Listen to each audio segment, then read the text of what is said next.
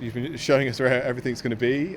You've got a skip in your step, I think it's fair to say about it as well. It is astonishing the amount of progress that's being made at the minute. You must be really happy with that. Yeah, no, really are.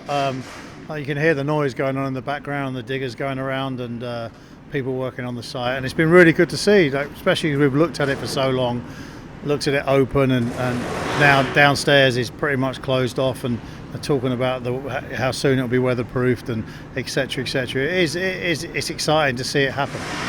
On track in terms of, I know you talked about your original time scale, first quarter of 25. That's still looking good for you? Yeah, I think so. Yeah, GRS and the guys, the contracting guys, have not said anything different. So I think we're in good shape, and you can see the progress. Even you've probably seen it yourself. Probably 2 years ago, and you'd have seen how much different it looks, even in this short space of time. The truth is, John at GRS and Paul and Martin all say that these sort of projects go through different phases, and at the start you may not see that much, especially when they were doing a lot of the groundwork, so we're getting the road ready.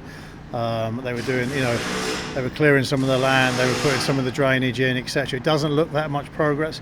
Then all of a sudden they put some cladding up at the front, and the breeze block work has happened. The bathrooms are getting put in, and the toilet blocks and that kind of stuff. So you start to see things happening quite a bit, and hopefully cladding will go up on the outside next couple of weeks. And I think first game Saturday, and I think fans will certainly see a difference, and that will continue to happen over the next sort of few months as we go into the season.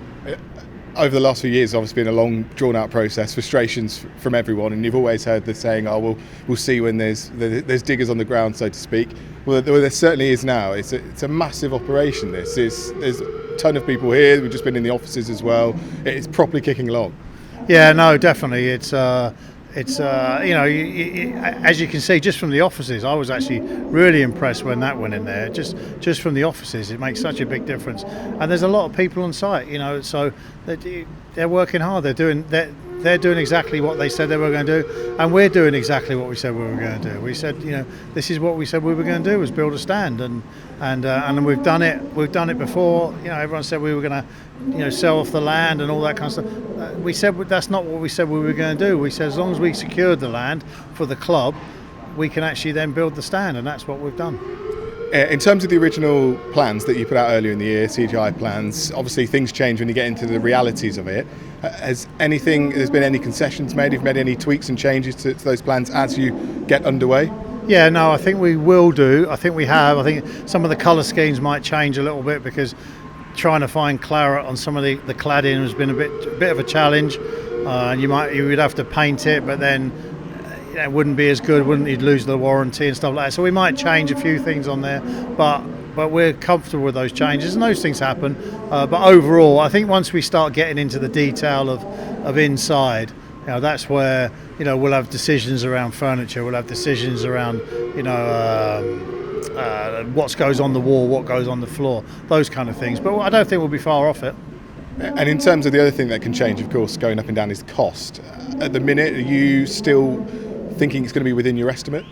Yeah, no. Again, the arrangement we've got with GRS is good in terms of we're going to we talk. It's a very open book sort of exercise, and it's circa £5 million, but it could go up, could go down a little bit. Depends on our decisions, depends on whether we can make savings on the job and those kind of things. And the length of time, obviously, in any sort of construction project, time and is money, etc., and people on site over extra weeks and all that kind of stuff. So unfortunately today we haven't gotten that lucky with the weather, but if we can get lucky with the weather, that kind of thing over the summer, and make significant progress, then I think it'll be good. In terms of the wider land, I know last time we spoke a couple of months ago, it was very much, we've not really addressed that yet. We want to focus on the East Stand. Is there any ideas on what you might do with that? How's the thinking with that at the moment? We still haven't really addressed it. We've had discussions with what we thought about it. We are going to do another environmental study, pay for that, and dig some holes and look into that and get an updated environmental study. As you can see, there's a lot, as I described. There's a lot of space for the parking, the road. We are servicing the East Stand from there with a new link road, which is additional to the original plans. and that will service the football club only. And the interesting part about the land is the former athletics track. The land registry takes its time in when you actually record. We've recorded it, but for the land registry to update, that former athletics track will be owned freehold by the football club. It will be owned by Northampton Town Football Club. So I know there's a few people saying about what's going to happen with that, and they're going to use that, they're going to sell that off, but it's rubbish. It's actually owned by the football club, and then the other land, the rest of the land is owned by CDNL, which again is owned by the football club. So it'll be we will develop it. We've been very consistent in what we've said, in the sense of, yes, it may be for development, it may be warehouse, and it may be house. All of these things are in consideration, and it might not be anything for a while. It's just one of those things that we'll continue to look at. But the reality is, legally and emotionally for us, it will benefit the football club. Whatever we decide to do, any funds that are generated from it, whether it's leases or a sale or etc., will be over a period of time, and it will benefit the football club, because that's the way we structured the deal from the offset. That's what we always said we were going to do, and that's what we will be doing, and we have done. Just outside of the East Stand and other off the pitch things, in between the last time that we spoke, you obviously appointed Jim Rosenal to the board of directors. What was thinking behind that? Oh, Jim's a good friend of ours, and he's just a wonderful character, and he's just got a tremendous amount of experience in sport, in football in this country, and a very well recognisable face. Been very supportive of the club, of us, over the since we've really owned it, and it made a lot of sense with the addition of Nigel as well, and Nigel and Jim have got to know each other and got on very well, and these are the sort of incremental improvements that we like to make, and we continue to make from the club. I think it's safe to say that, especially now with this East Stand, this is a big movement. We've kind of done what we said we were going to do a lot of the time. We've tried to, things like the scoreboard, we said we were going to do it, we did it. The training ground, big thing, we said we were going to do it, we did it. The East Stand, etc., etc. And now, especially now this year, we've increased the budget because we know we've got to compete a little bit more, and we're trying to make improvements within reason. We're not, we're not the Wrexhams of the world, we're not the Birminghams of the world that are going to be spending 20 million budgets, etc., etc. But within our framework of what we can do, and I think the reality is people are seeing that. It's not just about the land, it's not just about the stand, it's about the football as well. And now it's and we've increased that budget to ensure that we can try Nigel's help, with David's help, etc., that we can improve matters. You mentioned there in budget, and of course the first summer with Nigel as well. Is that something he's helped with? Yeah, absolutely, and David as well, and myself, and with that, as an ownership group, and that's the whole point of getting someone like Nigel on board, was to strengthen that ability to do that. It's a lot of pressure on football clubs, cost a lot of money, and it's a lot of pressure on one or two people. So if you can strengthen that, then it can only benefit the club. And I have to be honest, and Nigel's not overly interested when I tell him about the East Stand. He likes to see the updates, and I send him stuff, and he's not overly interested. But because he's a real football person, and he really looks at that. And in fairness, the conversations with Nigel and David are about what players are we bringing in. That's where the excitement is who we trying to get, what we get in, and as Nigel said, he loves looking at the transfer, the lists of players, and he likes that side of it. And same as David, really, and I think it works well right now. Talking to John last week about the market of League One this summer. Obviously, you've upped the budget and to stay competitive. Where have you found you kind of positioned yourself at the minute in League One? And have you been shocked by the kind of level of finance that have come into the league? I think yes. I think overall, yes. It's been a year where everything's sort of merged into League One this year. You tend to have bigger clubs in all leagues, but I think if you look at the promotion and relegation that happened, it was more teams with bigger budgets came into our league this year, just by chance. Who expected Birmingham to come down?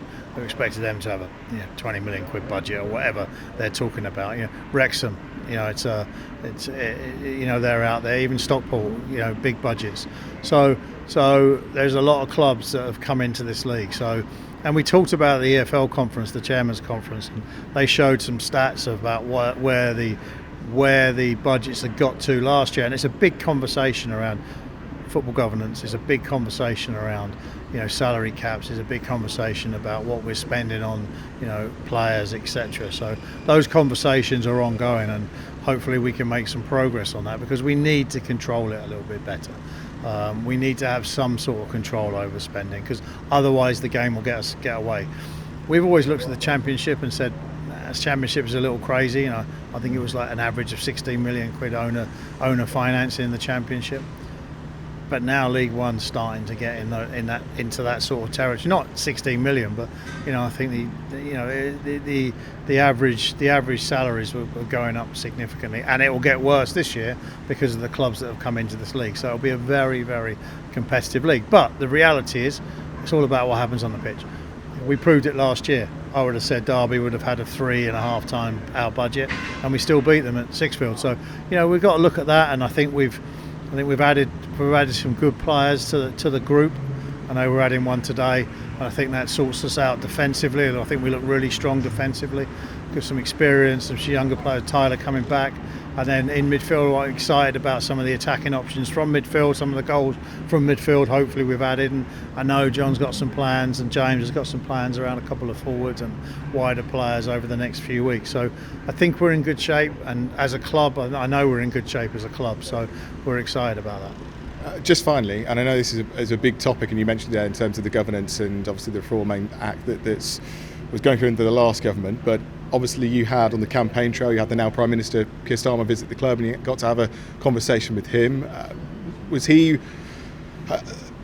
accessible to the idea of reform? Was he interested in that? Was he listening to what you had to say? How did you find that conversation? No, I found that conversation pretty positive, actually. Yeah, he was definitely, Keir was definitely across the issue. He understood the issue, and he understood that how positive Labour had already been within the process. They'd made some amendment recommendations, which at the time with the Conservative government got shot down. But his backbench had certainly made some good recommendations on how it could be amended. So I think what he's going to do is get his staff to look at that bill and improve that bill. I don't think he's going to rush to get it through, but he wants to put his words to me were, I want to make sure we get a bill passed, but it's the right bill, which is the right approach. Maybe a bit frustrating because we were at a point where we almost got the bill through, I think, but I think it will make progress under his government, but we'll see.